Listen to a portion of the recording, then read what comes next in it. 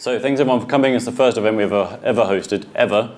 It's very surprising. We've been around 4 or 5 years, never hosted an event, but this is the first one, so we'll see how it goes. Okay, so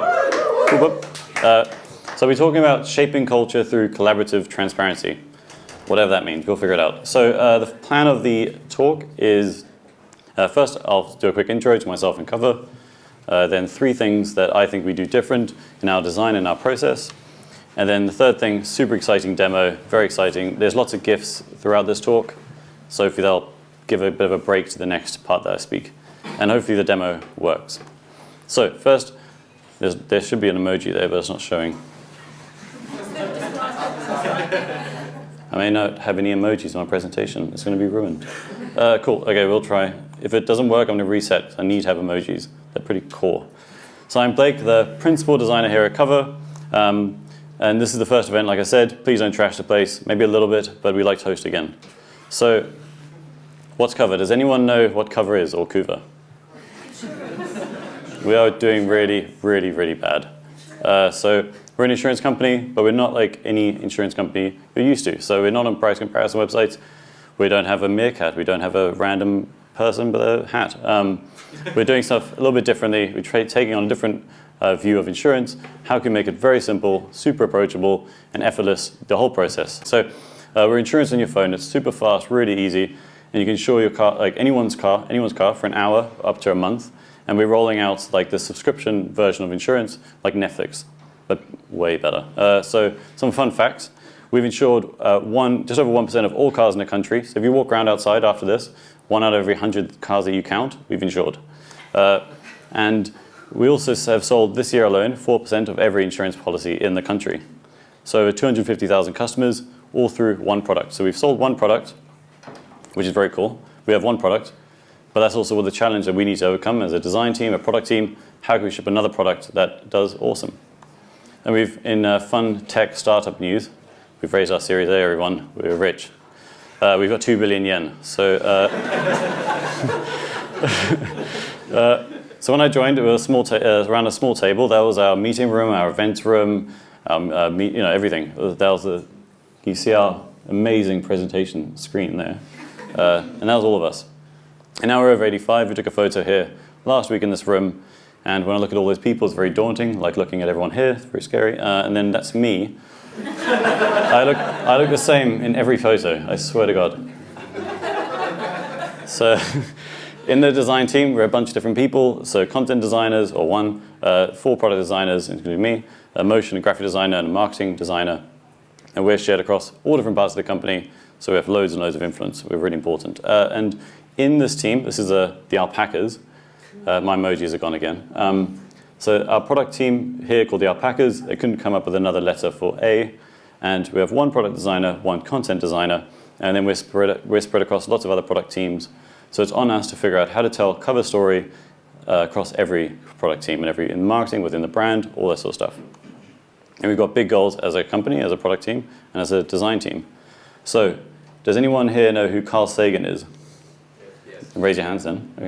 Okay. Amazing. So we are the pale blue dot in insurance, or in the market. So just for perspective, the current market we're in is 150 million pounds, which is like short-term insurance. It's very big, or not that big.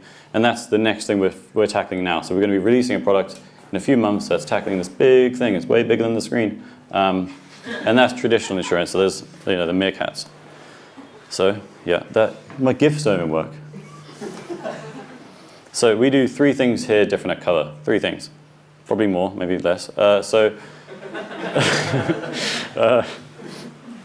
Yeah, I'm going to have a sip. You can feel the tension. Okay, so we have exceptional support, and I'll go through what that means. Less tools for us is more, and radical transparency. So what's exceptional support? I'll tell you what it means to us. So 100% of every member of staff is trained to speak to customers about insurance. So not about like laundry, stuff like that, about insurance, really important stuff. Everyone can talk about everything, whether it's about your MOT or whether you just had a crash and what to do with it, all sorts of stuff. We can talk about everything. Everyone, product designers, marketers, engineers, everyone can speak to customers, everyone, and everyone does. So we do. Oh, another emoji was a clock. we all, it is, I don't think you realize how important my emojis are for this. Okay, so we all do 4 hours per month of customer support, every single person.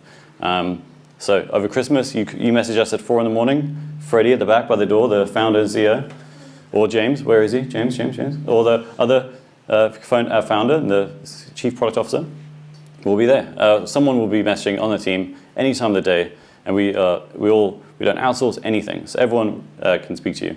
And we're never closed, ever, 24/7, we don't close.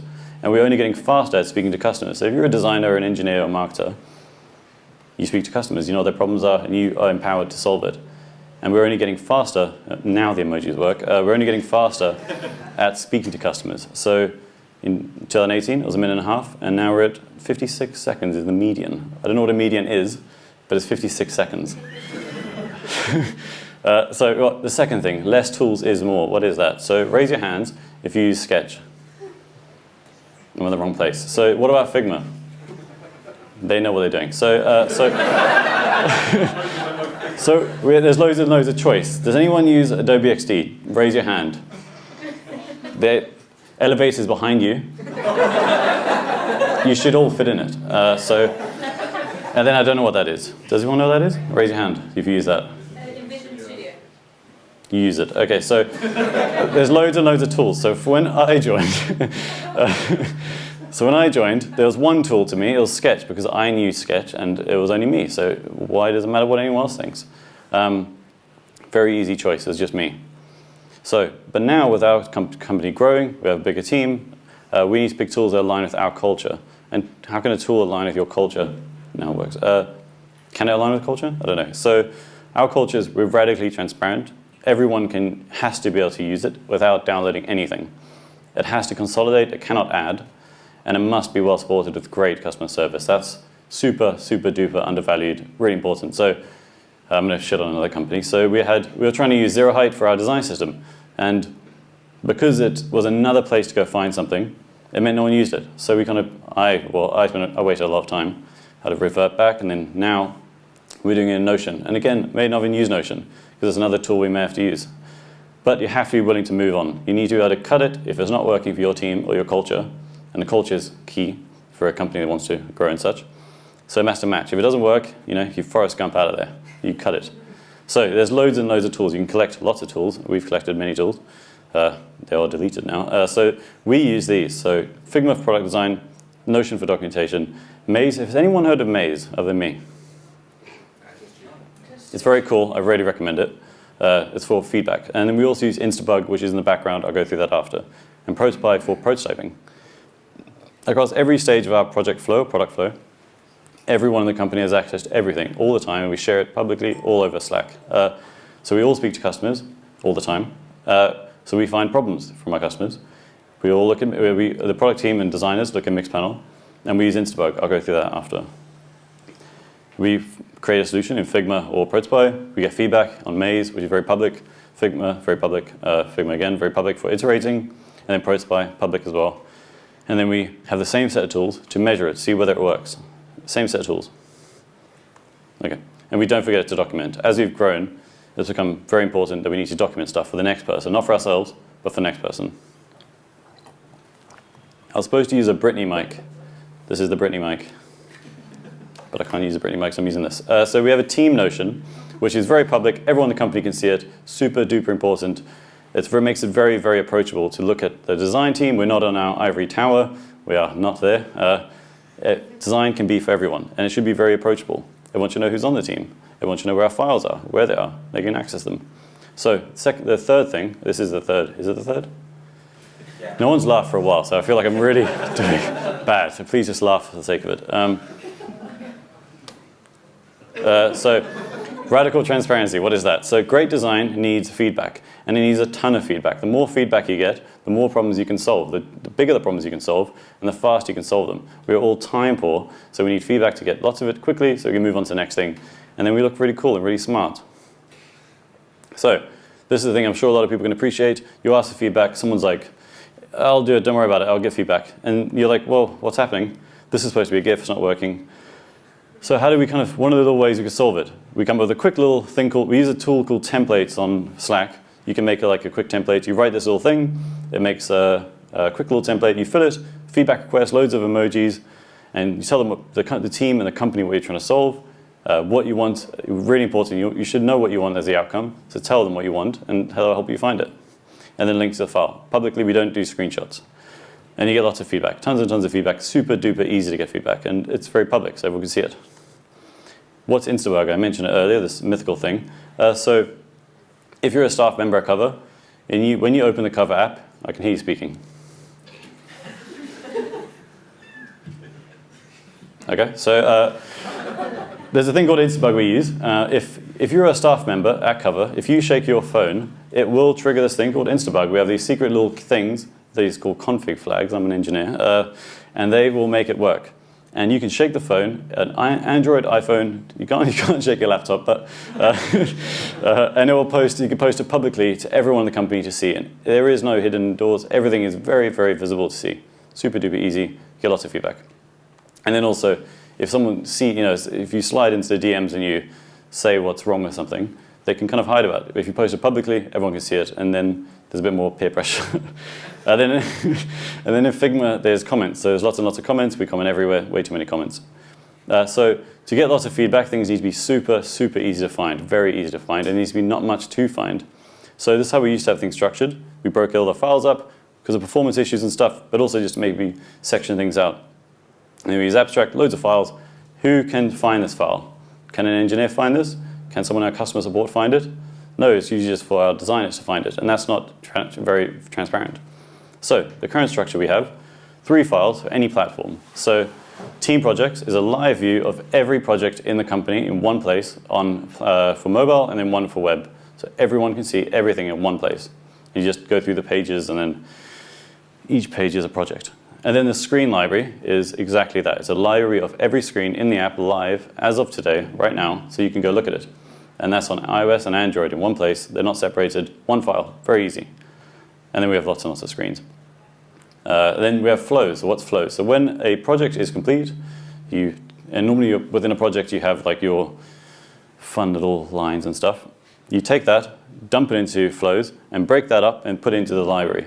And then the flows, because you use components and masters and all that stuff, they will sync inherently to flows. So if the screen library changes, as long as the UX doesn't change too much, flows should be fine. So if you're someone in customer support, in marketing, you're going to be like, how does this thing work? How does payments work? How does logging in work? Go there. There's a nice, simple flow you can go follow, or it can be very complicated.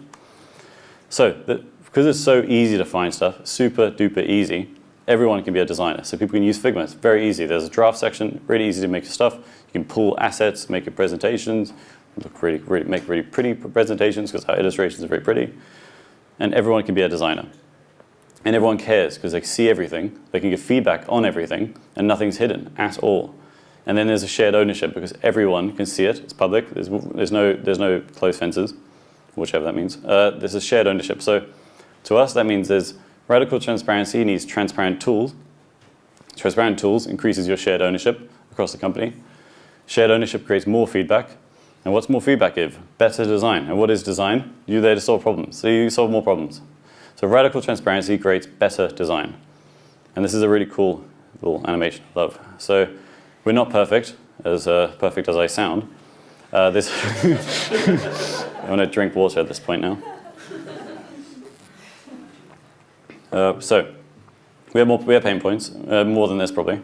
So we're trying to improve the way we manage comments. Because we only have 3 files for all of our work, you have lots and lots of comments because they're not broken up. That's something that Figma needs to solve, but we're also looking at making a plugin that can like make a Trello card out of them and stuff, make them easier to like digest. Improving our versioning because Figma's we only have 3 files, so there's only 3 timelines. So there's not a clear break. So if you make a mistake, you kind of got to revert the whole thing, or you duplicate it and pull the thing you need back. So that's a bit of an issue, but it's fine. And preventing conflicting work. So because you only have, again, so because you have conflicting work, you can have conflicting work because again, it's one single timeline. So back to the 3 things that make us different and super unique. Exceptional support, everyone can speak to customers, it's very easy, and everyone's very well trained, and we trust anyone to do anything. There's no levels of escalation. Let me go speak to my manager. It's like, no, they can deal with any problem, most problems. And then less tools is more. The less tools you have, the easier the adoption is, the more and the less effort it kind of in turn creates. And then radical transparency, making it super duper easy to find everything, no hiding of information. We we talk people down if they use DMs, so we don't do that. So that's the 3 things that make us a bit different. And this is like this is the stuff you've been looking for now. These are the things that we're working on that are quite exciting. They're like specific like stuff. So pain points that we'll probably all experience as designers. Hopefully there's lots of nods. Copy discrepancies. For us, copy is really, really, really, really, really important. We're FCA regulated, so if we say the wrong thing, we can get a lot of trouble. Loads of trouble. And also it means that that's my ring. I'll do that again. So if the copy in the app isn't accurate or we are misleading, we can get in trouble. And if you're a designer and you come into a design and what you see doesn't reflect reality, what's in the app, you can make an ill-informed decision. Or if you're someone in customer support and you come, I saw that yawn. It's okay.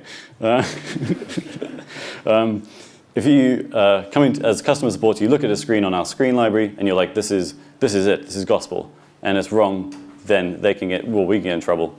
So we want to solve that pain point. And also the design getting out of date. So small changes in the product that don't affect the design, and then there's a discrepancy. They're now out of date. How can we solve that without pushing pixels and making it a manual process? Because the work's already done. It's already done in the product or the design. And then engineers and designers speak in a different language. So whether that's simple stuff like color, fonts, spacing, component names, analytics. Analytics is a really undervalued thing. We name every file, every frame on Figma is named through analytics. So you can go on Mixpanel and you know exactly what you're looking for because we name our screens based on the analytics, and we have like a nice structure to how buttons are named, all that sort of stuff. So it's super easy that anyone can understand how to measure results, because we should be measuring results as designers, right? So here's a quick example of what I'm talking about. So in design, you're normally affecting what's live. You're pushing something out. You want to make something. But what happens when you change what's live? Does that affect your design? Can it affect your design? So what if you change the copy, the content, the words in your design, in the product? So for us, like we say something super misleading, we update it, but now the design's out of date. Can it go back and update it for us? What if we update the theme, the colors, the spacing, all that sort of stuff? Can it go back and update our design? So we don't have to go do it ourselves, because we're better than that. So, and then what if we update the assets? Can it update our design for us? So the 2 are in parity. Your design and the thing you've built are the same, or as close as you can. But how? Design systems. Some design systems, but also some other cool stuff we'll be working on. And I'll do a quick demo. So theming for our backend, what is that? So we've got our backend and we've got our front end, the app and the backend. The mythical backend engineers. There's probably one here. Can we hire you? So we use a plugin called Figma. It's made by a guy called Thomas Lowry. I've not spoken to him, but he's cool. He made Figma. It's very cool. So can our design be influenced by the backend of our product? Because we have the app, we have a website, the Android app, and we have the iPhone app. 3 places to update. It's a lot of effort, and I don't want to do it. So can changes on our backend influence the front end? I'll go through. So this is something, does anyone know what design tokens are? Yeah, because we're very smart. So so this is a quick example of a design token. So we base them on like the intention and all that sort of stuff. And we use Figma that pulls from our backend and creates themes for us that we can then create a theme in Figma. If we change a color in our backend, it'll update. We can update Figma. Very easy. So this is like the kind of the little viewer thing. So we have like the dark theme, light theme. Really easy. And then this is what it spits out. And then the backend engineers are very smart and they make it work. So here we go. So usually, if you've got dark mode and light mode, or normal mode or whatever, you may have either 2 libraries or 2 files or 2 copies or 2 versions, and you've got to keep them both up to date, or you nest them within Figma and all that sort of stuff. But even nesting can slow your files down. So we don't do that. So we just delete them. I don't want that. So we don't have dark mode or light mode. It's any mode. It could be whatever. It's just these things are supposed to tell us something or do something. So why don't they just do it? And the colors don't really matter. It's more the intention. What are you trying to say? What's the mode? So if I open Thema, here we go. So I can't, my fingers aren't long enough to shift click. I'm going to drag that back. Okay, one at a time. So change that to dark, change to dark. And there you go. Those are my components. I can now move them around really easy, super simple. Next thing, so, oh, not that one. So So we want to design implicitly. We don't want to pick colors, because we're not picking colors, we're picking the intention. So we have our brand. So I didn't show you earlier, but we have design tokens, which is UI. They are UI things, not colors. And then they take stuff from our brand colors. So if you design an illustration and anything, they are the brand. And then we pull colors from our brand and make UI. And then that's it. So you have 3 libraries: brand, UI, dark and UI light, or UI Halloween, whatever. And that's it. So you just design with intent. It's all implicit. The color is implicit because it comes from the theme. So I can just take that. I can design it dark mode if I want. It doesn't really matter. I can just swap between them. Pretty easy. So next thing. So can you design with real content? So can our content in the app, in Figma, come from our backend, not from the iPhone app, the Android app? Usually it's very easy. The option is hard-coded. We'll hard-code it in. For us, we're lazy, so we'll want to update in one place, and updates our Android app, and updates our iPhone app, and updates the website. So if our tagline is insurance the way it should be, I don't have to type that 3 times. I just want to say it as a token, and then that updates our website, brand, and app, and iPhone app. So what's this? So this is called API JSON Sync by Emin Sinani. We've been questioning him a lot on Figma. He's on Twitter. He's very helpful. So quick view of GitHub. If anyone's seen this before. So that's all the cheers. So yeah, this is how it looks in GitHub. This is can you see this fine? So that's how it looks. This is very friendly. We train people on how to use it so they can update the content themselves, push a PR, someone will merge it in eventually when a backend engineer gets to it. So what does this do? So this is a version. So in our app, we have a way to trigger development mode, and you can trigger the views of all the strings. So this is the iPhone app and the Android app. This is all the strings in it. And then all we do is go into Figma when we create a screen, and you just click it. So I click that. And then if I just open it, there's a screenshot. And then I've got all the things I've synced. So all my layers here are synced. What I would love to do in this demo is show a change in the backend, change here, but it all takes too long to merge. But there's a way to quickly show it. So these are all strings coming from the backend. So we update the backend, it updates our design. We don't have to do anything. And then now you've got there's another example, but it's not as exciting. So then a quick last thing I'm going to show in this demo is auto layout. So with the combination of auto layout and stuff from your backend, your design can just adjust to what's real. So if I just arbitrarily start copying and pasting stuff, it'll adjust. I'm sure lots of people have seen this, but the very cool thing is you can do it in the background. When you open the file, it'll just update. You're like, oh, this is matching the real thing. And then we could swap eventually from dev mode to production mode to testing mode and all these different versions of copy if we wanted, and then run them as tests. So we have different Figma files of different tests we're running.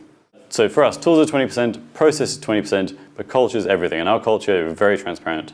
And that's us here. Any questions?